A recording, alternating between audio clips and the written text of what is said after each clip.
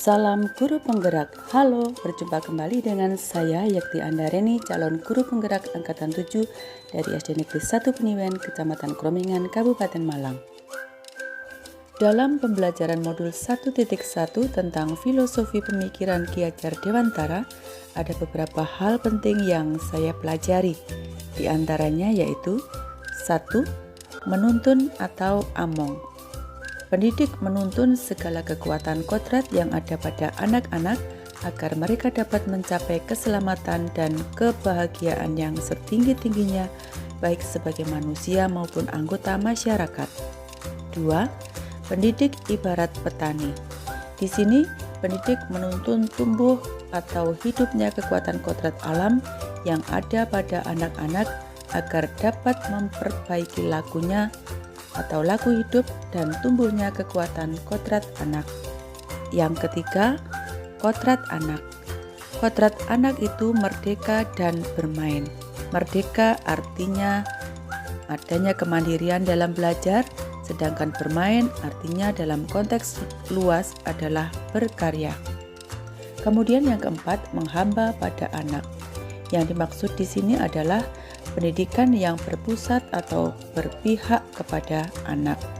Yang kelima, kolaborasi trisentra pendidikan, yaitu adanya kerjasama di lingkungan keluarga, sekolah, dan masyarakat. Kemudian yang keenam, penanaman budi pekerti. Di sini adanya keselarasan cipta atau pikiran, rasa atau perasaan, karsa atau kemauan, dan pekerti atau tindakan.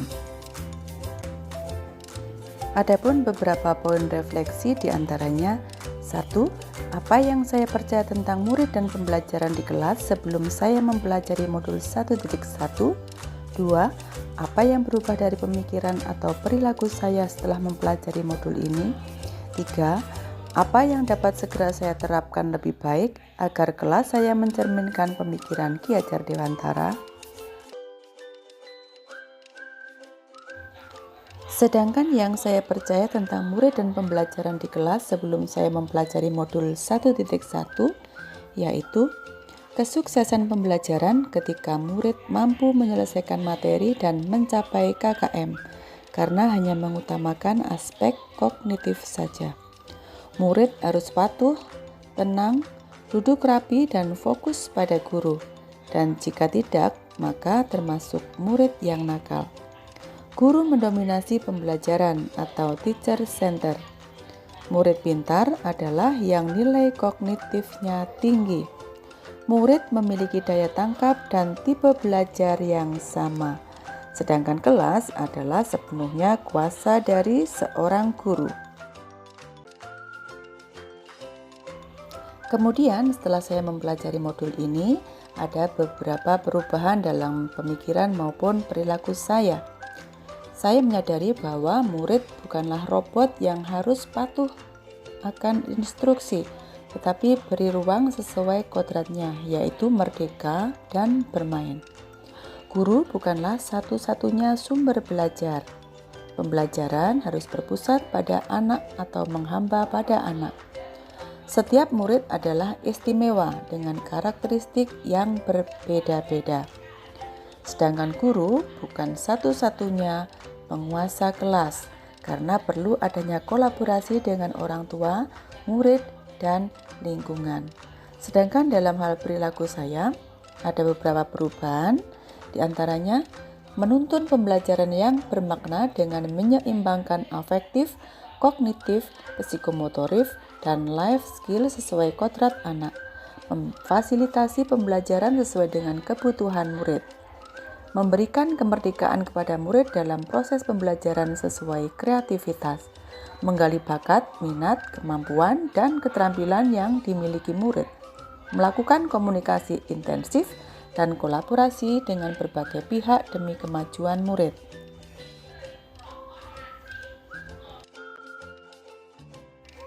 Selanjutnya yang dapat segera saya terapkan lebih baik agar kelas saya mencerminkan pemikiran KHD diantaranya menerapkan sistem among, menuntun bukan menuntut, merancang pembelajaran yang bermakna dengan menyeimbangkan afektif, kognitif, psikomotorik, dan life skill sesuai kodrat anak. Menerapkan pembelajaran berbasis kearifan lokal. Menerapkan pembelajaran berbasis permainan sesuai kodrat anak. Menerapkan merdeka belajar dengan membangun komunikasi dan kesepakatan. Selanjutnya, menerapkan pembelajaran berdiferensiasi sesuai dengan karakteristik murid, melatih kecakapan abad 21 pada murid, mengapresiasi semua kemampuan, keterampilan, kemajuan, dan perkembangan murid, menginternalisasi nilai-nilai karakter atau budi pekerti, kemudian menerapkan proyek penguatan profil pelajar Pancasila. Berikut ini merupakan contoh pembelajaran dan suasana kelas yang mencerminkan pemikiran Ki Hajar Dewantara secara konkret yang sesuai dengan konteks lokal sosial budaya di kelas dan di sekolah.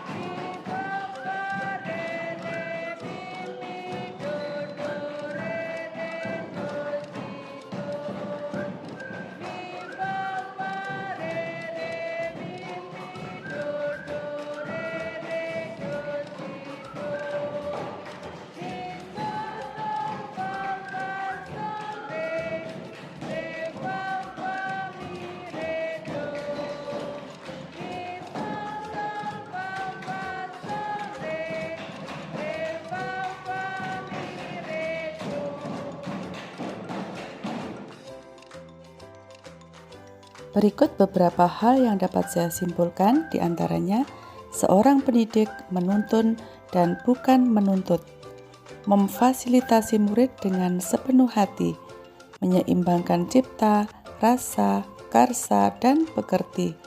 Jadilah pembelajar dan pembelajar yang merdeka.